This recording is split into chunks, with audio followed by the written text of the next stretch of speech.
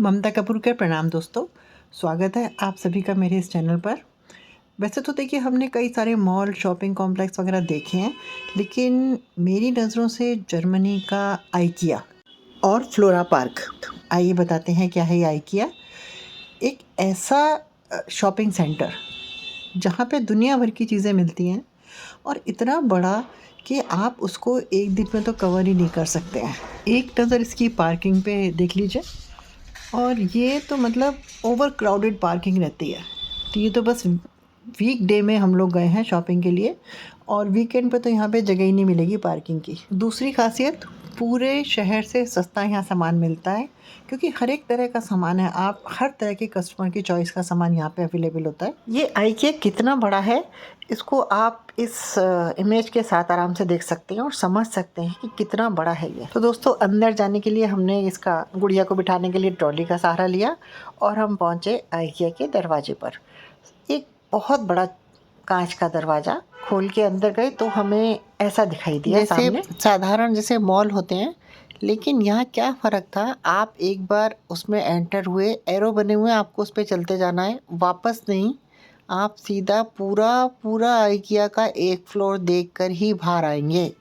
तो हमको गुड़िया के लिए डाइनिंग चेयर लेनी थी, उसके लिए हमें फर्स्ट फ्लोर पर जाना था। अब फर्स्ट फ्लोर पर आके देखा डिफरेंट टाइप की किचन्स, यानी किचन की सेटिंग है तो किचन, कितने तरह की किचन, कितने तरह के ड्राइंग रूम, और ड्राइंग रूम्स भी ऐसे उन्होंने सोफे वोफे सेट किए थे जैसे वहाँ पे कोई रह रहा हो, जैसे लिविंग रूम हो, ड्राइंग रूम हो। ये मतलब ऐसा नहीं था कि एक दो पीस लगा दिए, बाकायदा kitchen, dining room, drawing room, सोफ़े, कुशन्स, शेल्फ़, उसमें बुक्स वगैरह सब ऐसे रखा होता है जैसे वहाँ कोई रहता है। और जैसे बहुत मॉल में ऐसे होता है सारे सोफ़े पड़े हैं, हम उसमें से सोफ़ा छाँटते हैं, यहाँ ऐसा कुछ नहीं था। यहाँ रूम्स थे जिसमें पूरा पूरा ड्राइंग रूम था। ये देखिए कैबिनेट्स थी तरह तरह की, और लाइट वाले डिपार्टमेंट में लाइट थी, प्लांट्स थे लगे हुए बिल्कुल, जबकि प्लांट्स का सेशन अलग था, लेकिन ये पूरा देखिए इन्होंने ऐसे सेट कर करके दिखाए हुए थे, जाने कितने रूम। ये हमें बेबी चेयर चाहिए थी, तो हमने ये चेयर पसंद करी। बेबी चेयर का सेशन ख़त्म होने के बाद बेबी कॉट और डिफरेंट डिफरेंट बच्चों के आइटम्स, और फिर सबसे जो बच्चों को अट्रैक्ट करते हैं, टॉयज़। इतने बढ़िया बढ़िया नेचुरल सॉफ्ट टॉयज़ थे।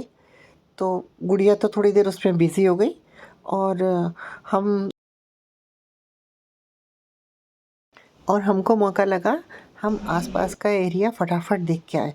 तो हमने जल्दी जल्दी वहाँ पे बहुत सारी चीज़ें देखी, क्योंकि फिर आगे भी बढ़ना था। डिफरेंट किचन की सेटिंग देखिए, विंडोज़ वगैरह सब ऐसे उन्होंने सेट किए हुए हैं कि आपको लगेगा कि, और पीछे कुछ नहीं है, पीछे दूसरी किचन है। ये वार्डरोब्स आपने देखे, डिफरेंट टाइप की बुक शेल्फ्स वगैरह थी, और ये सब। ये देखिए, मैं आपको एक झलक फटाफट दिखाती हूँ। और यहाँ क्या था कि आपको जिसमें से जो चीज़ पसंद आए, कंप्यूटर रखा होता था, वहाँ पे आपको लोग मिलेंगे, आपको जो चीज़ जैसी चाहिए आप उनको कहते जाइए कि हमें इस कॉर्नर में ये चाहिए, यहाँ पे ऐसा चाहिए, और वो फटाफट आपको कंप्यूटर पे डिज़ाइन निकाल के दिखाते थे कि आपको आपका घर कैसा लगेगा। तो ये हम गुड़िया के पापा के पास छोड़ के आप फटाफट ये सब चीज़ें घूम के आए। हर रूम की उन्होंने प्रॉपर सेटिंग की हुई थी कि अगर ये रूम ऐसे होगा तो यहाँ पे ऐसी टेबल होगी, और आप उसमें से पसंद कीजिए कि आपको कैसा बेड और कैसी टेबल और कैसा सोफ़ा चाहिए। वो सारा मतलब प्लान करके भी आपको सजेस्ट करते थे। और एक रूम नहीं, ये देखिए पूरा उन्होंने अपार्टमेंट टाइप का, कि कैसा ड्राइंग रूम होगा, उसके साथ किचन कैसी होगी और डाइनिंग कैसी होगी, मतलब एक एक फ्लैट की भी सेटिंग हो रही थी। कैसा फ्लोर अच्छा लगेगा, कैसी लाइट्स अच्छी लगेंगी उसमें, कैसी रूफ़ अच्छी लगेगी, ये सारा मतलब वो दिखाते भी थे और कंप्यूटर में सेट करके भी दिखाते थे पूरा क्या।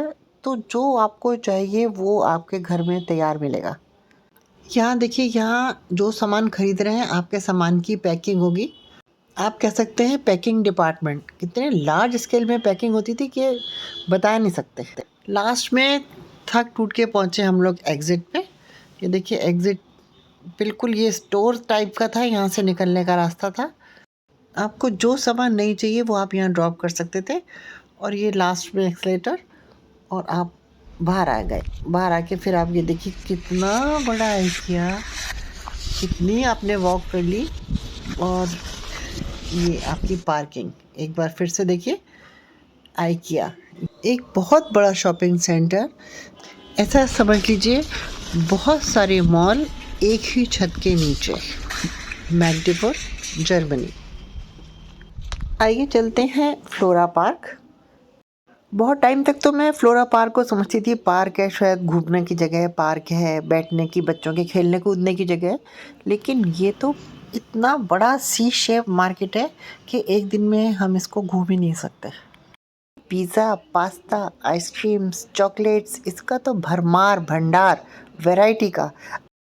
बड़े बड़े ब्रांड्स, शॉपिंग सेंटर्स और बहुत सारी देखने की चीज़ें। इतनी बड़ी बिल्डिंग में एंट्रेंस के बहुत से दरवाजे। पार्किंग से फ्लोरा पार्क जाने का रास्ता। ज़बरदस्त खूबसूरत फूल, फाउंटेन्स, क्यारी गार्डन, और उसके बीच से हम निकल के आए फ्लोरा पार्क की एक तरफ की एंट्रेंस के लिए।